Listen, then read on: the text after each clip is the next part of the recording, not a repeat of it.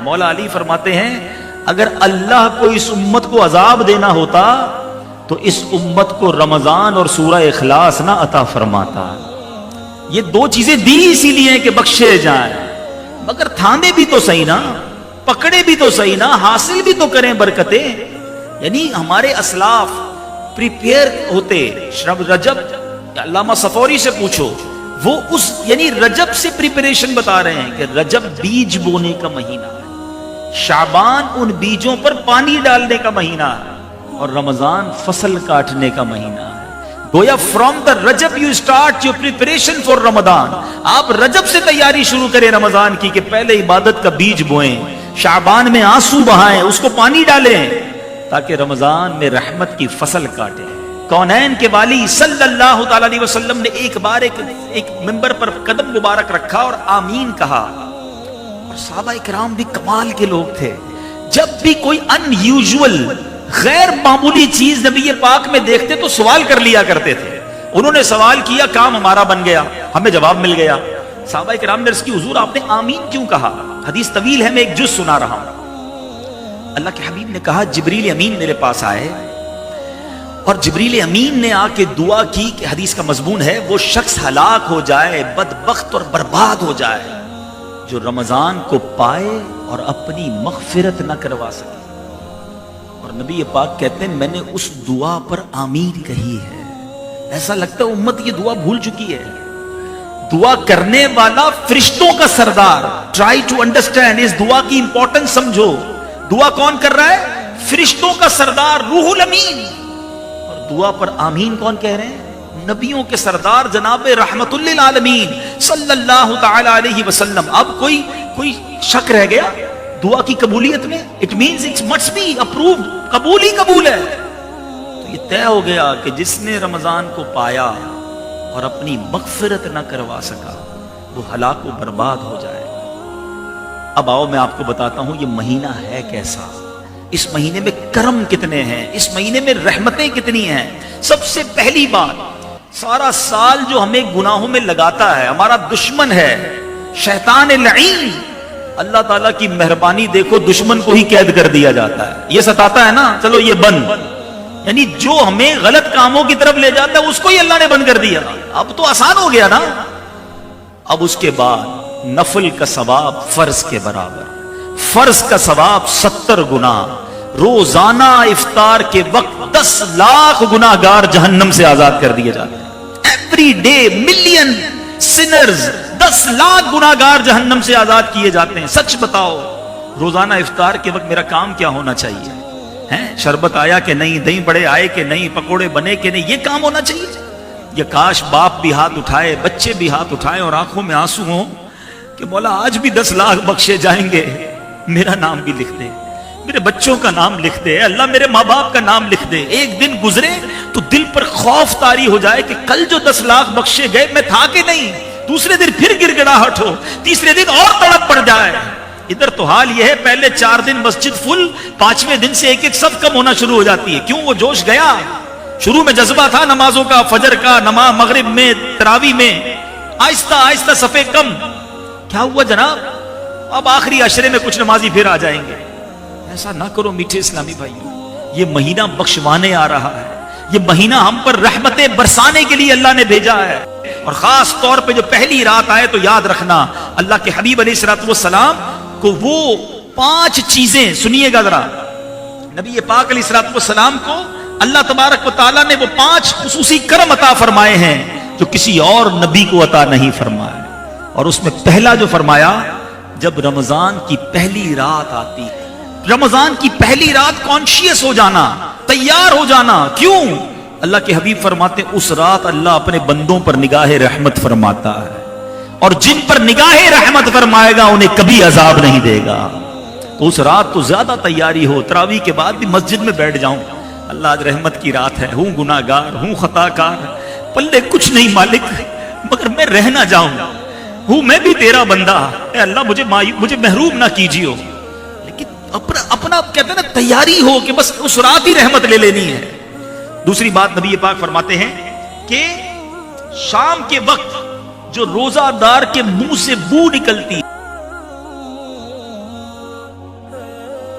اللہ کے بندوں سنو تو صحیح، یہ اسمیل اللہ کو کتنی پسند ہے۔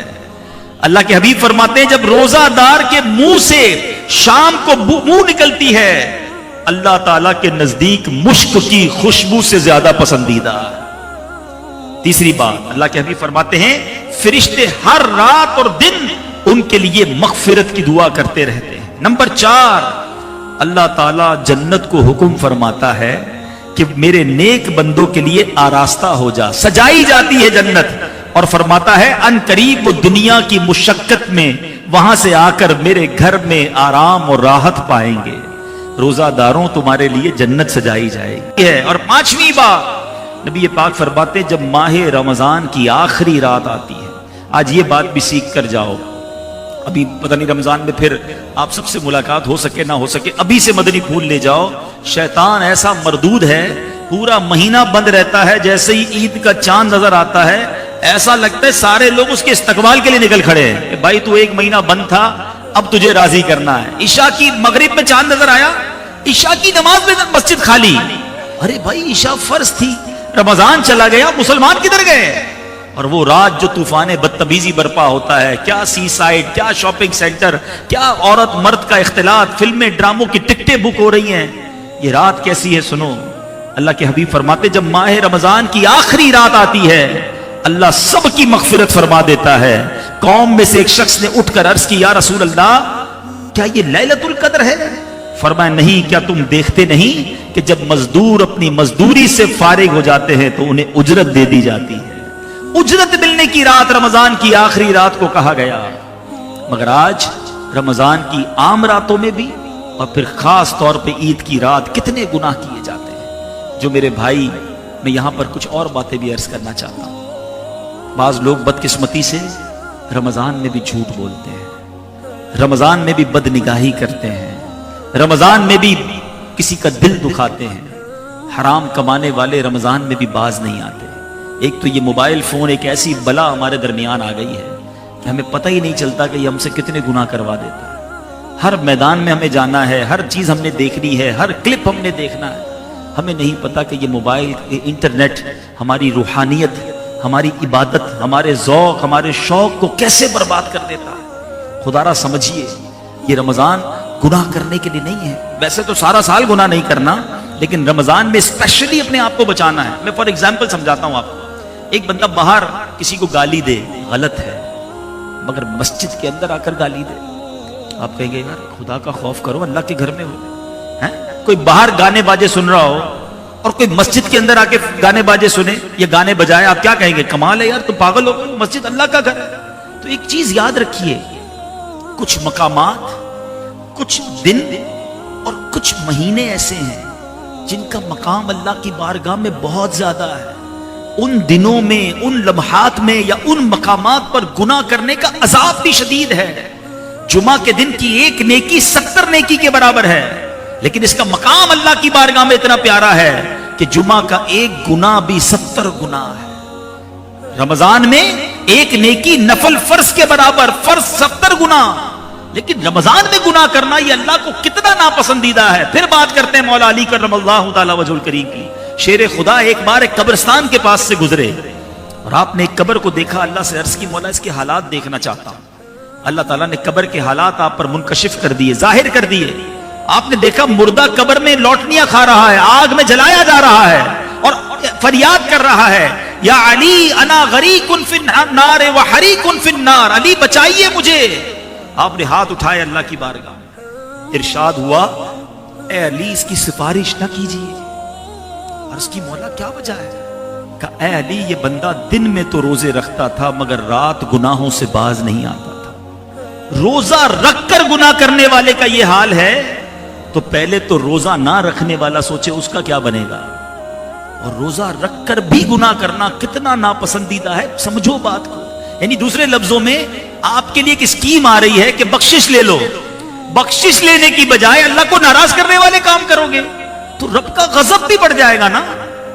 تو اب ہوتا کیا ہے، پرابلم یہ ہے کہ رمضان آئے گا تو ایسا نہیں ہے کہ میرے اندر کوئی بٹن لگا ہوا ہے کہ چلو بھائی یہ آف کر دو، اب جھوٹ نہیں بولوں گا، اب میری آنکھیں حرام نہیں دیکھیں گی، اب زبان سے غیبت نہیں ہوگی، اب کسی کی دل آزاری نہیں ہوگی۔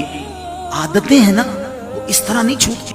تیاری کیجئے رحمت حاصل کرنے کی, اپنے آپ کو تیار کیجئے گناہوں سے بچانے کے لیے. اور اب آخر میں یہ بتانا چاہوں گا کہ میرے آقا مدینے والے مصطفیٰ صلی اللہ تعالی علیہ وسلم رمضان کیسے گزارتے.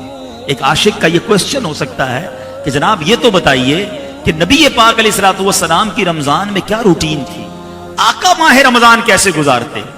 تو آقا علیہ الصلوۃ والسلام کی روٹین اگر سب سے اچھی کوئی بیان کر سکتا ہے تو ہماری امی حضور ام المومنین بیان کر سکتی ہیں.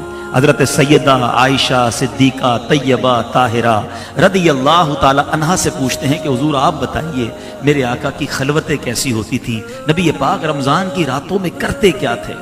بی بی عائشہ صدیقہ رضی اللہ تعالیٰ عنہ نے جو فرمایا اس کا جو مضمون خلاصہ بنتا ہے, آپ کہتی جب رمضان آتا میرے آقا عبادت پر کمر بستہ ہو جاتے, بالکل تیار ہو جاتے, اور پورا مہینہ بستر منور پر تشریف نہ لاتے.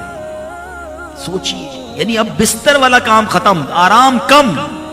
اور فرماتی اتنی دعائیں کرتے کہ نبی پاک کا مبارک رنگ متغیر ہو جاتا, خوف خدا طاری رہتا, رات رات بھر عبادتوں کا سلسلہ ہوتا.